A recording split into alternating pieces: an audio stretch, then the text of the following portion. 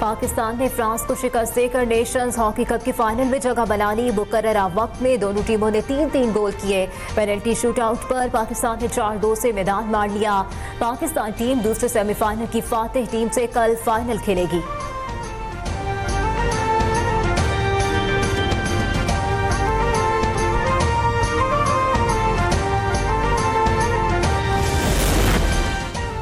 पाकिस्तान दहशतगर्दी के खिलाफ आलमी जंग में फ्रंट लाइन पर है। पाकिस्तान इलाकाई कशीदगी में कमी के लिए फाल किरदार अदा करता रहेगा। फील्ड मार्शल सैयद आसिम मुनीर की वाशिंगटन में थिंक टैंक्स, स्कॉलर्स और आलमी मीडिया से मुलाकात में गुफ्तगू। ISPR के मुताबिक फील्ड मार्शल ने मार्का हक और ऑपरेशन बुनियाद मरसूस पर तफसीली रोशनी डाली। इलाकाई अमन इस्तेहकाम से मुताल्लिक पाकिस्तान के तामीरी किरदार को उजागर किया।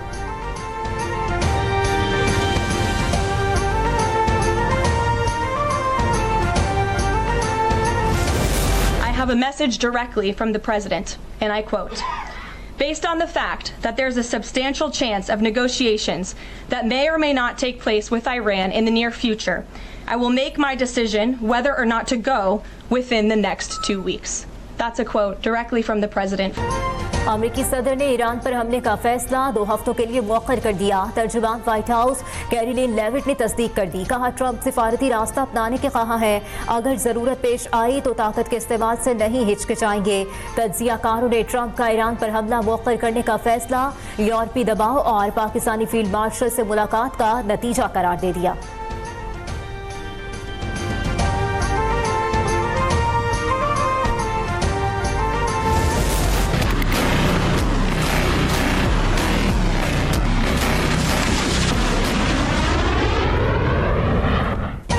कोई भी तीसरा फरीक जंग में शामिल हुआ तो इसके खिलाफ फैसला कुन कार्रवाई की जाएगी। ईरान की सुप्रीम नेशनल सिक्योरिटी काउंसिल ने अमेरिका को खबरदार कर दिया। कहा, बैरूनी किरदारों ने तनाज़ा बढ़ाने की कोशिश की तो ईरान का फौजी और स्ट्रेटेजिक रद्द-ए-अमल फौरी होगा। ईरान अपनी खुद मुख्तारी का दिफा करेगा।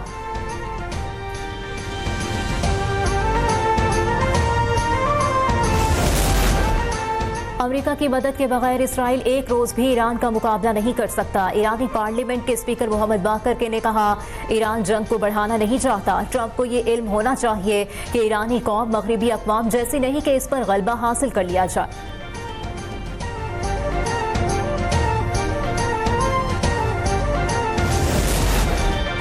ईरान इसराइल जंग रुकवाने की कोशिशें तेज। ईरान जौहरी प्रोग्राम पर जनेवा में मुज़ाकरात आज होंगे। मुज़ाकरात में बरतानिया, फ्रांस और जर्मनी के वज़ीर ख़ारजा शरीक होंगे। ईरान जंग पर अक़वाम मुत्तहिदा की सलामती कौंसिल का इजलास भी आज होगा। OIC वज़ीर ख़ारजा का 2 रोज़ा इजलास कल शुरू होगा। नायब वज़ीर आज़म इसहाक़ डार शिरकत के लिए इस्तांबुल रवाना। OIC में पाकिस्तान के मुस्तक़िल मंदूब फवाद शेर इस्तांबुल पहुँच गए।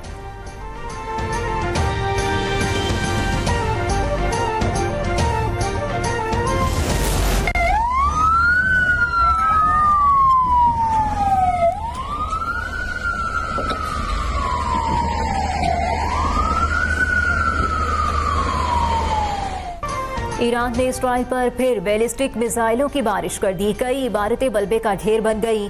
मुताद्दिद गाड़ियों में आग लग गई। 18 अफराद जख्मी हुए। इसराइल में सायरन बज उठे। इसराइली फोर्सेस के भी तेहरान पर हमले। इसराइली मीडिया का सहयूनी फोर्सेस की जानिब से आयतुल्लाह ख़ामनई के रिहायशी इलाके को निशाना बनाने का दावा।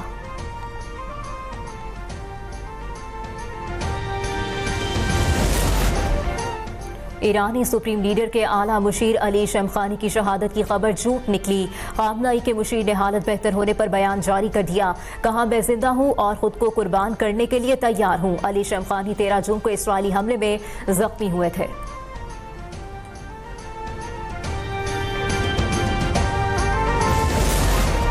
बैरून मुल्क कामयाब सिफारतकारी के बाद पाकिस्तान का पार्लिमानी वफ्द आज पाकिस्तान पहुंचेगा। पीपल्स पार्टी ने बिलावल भुट्टो जरदारी के कराची में वालिहाना इस्तकबाल की तैयारियां मुकम्मल कर ली। शाहर फैसल समेत मुख्तलिफ मकामात पर banners आवेजा।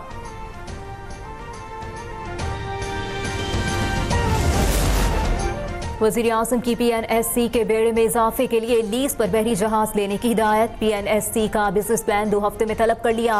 Pakistan national shipping corporation के उमूर पर जायजा इजलास में कहा, समुद्र के रास्ते तिजारत पर कौमी खजाने से सालाना $4 बिलियन का ज़र मुबादला खर्च करना पड़ रहा है। ये बोझ खत्म करने के लिए इकदाम प्लान में शामिल होने चाहिए।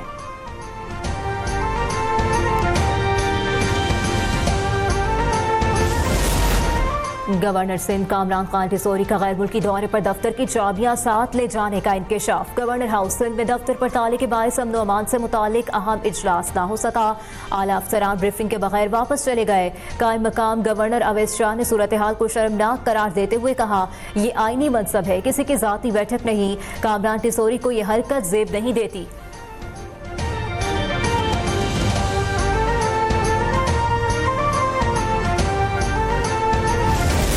स्पीकर साहब को गवर्नर हाउस में आप एंट्री नहीं देंगे, उसको काम करने नहीं देंगे। The acting governor, according to this 104, he has the right, he has the authority from the Constitution of Pakistan. Governor की गैर मौजूदगी में स्पीकर ही कायम मकाम गवर्नर होता है, इसे काम से रोकना गैर आईनी है। पीपल्स पार्टी के रहनुमा आगा सिराज दुरानी का सिंध असेंबली से खिताब। निसार घोड़ों का भी वाक़े पर सख्त रद्द-ए-अमल। कहा, गवर्नर हाउस जाती मिल्कियत नहीं, सिंध असेंबली मामले का नोटिस ले।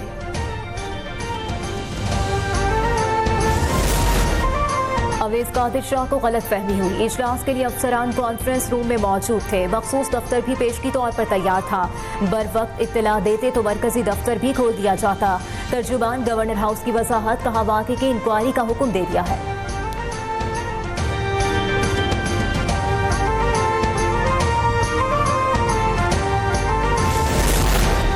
सुप्रीम कोर्ट आईनी बेंच में मखसूस नशिस्तों से मुतालिक नजरसानी केस की समाअत 23 जून तक मुलतवी।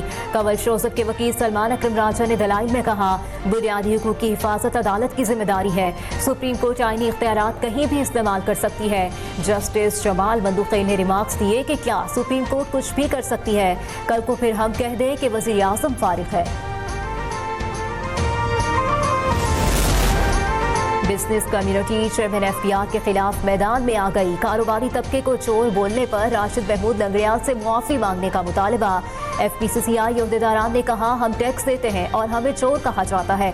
अब गिरफ्तारियों की धमकी भी दी जा रही है। अगर ताजरों को शक की बुनियाद पर गिरफ्तार करने की तजवीज़ मंजूर की गई तो फैक्ट्रियों को ताला लगाकर चाबियां हुकूमत को पेश कर देंगे।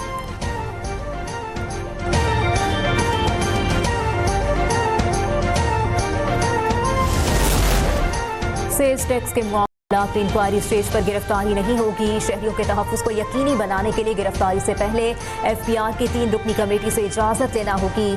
वज़ीर मुमलिकत बराए ख़जाना बिलाल अज़हर कयानी का कौमी असम्बली में इज़हार ख़याल। कहा, एफपीआर के पास गिरफ्तारी का इख्तियार पहले से मौजूद था। 5 करोड़ से कम के सेल्स टैक्स फ्रॉड पर गिरफ्तारी अमल में नहीं लाई जाएगी।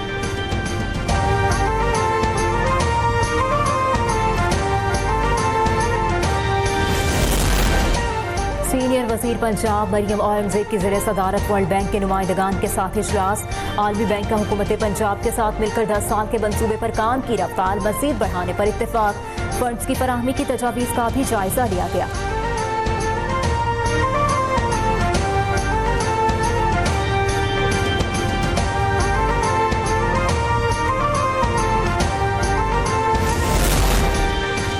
सीनियर अदाकारा आयशा खान कराची में इंतकाल कर गईं। पुलिस ने गुलशन इकबाल के फ्लैट से मिलने वाली लाश सोहराब कोट सरखाने मुंतकिल कर दी। पुलिस के मुताबिक अदाकारा की लाश 1 हफ्ता पुरानी है। वो घर में अकेले रह रही थी। ताफून पर इलाका वकीलों ने रिश्तेदारों को इत्तला दी। और मुल्क भर में प्री मानसून सीजन का आगाज। कराची के मुख्तलिफ इलाकों में बूंदाबांदी से गर्मी की शिद्दत में कमी आ गई। समुद्री हवाएं चलने से मौसम खुशगवार। महकमा मौसमियात की आज से मुल्क के मुख्तलिफ हिस्सों में बारिशों की पेशगोई।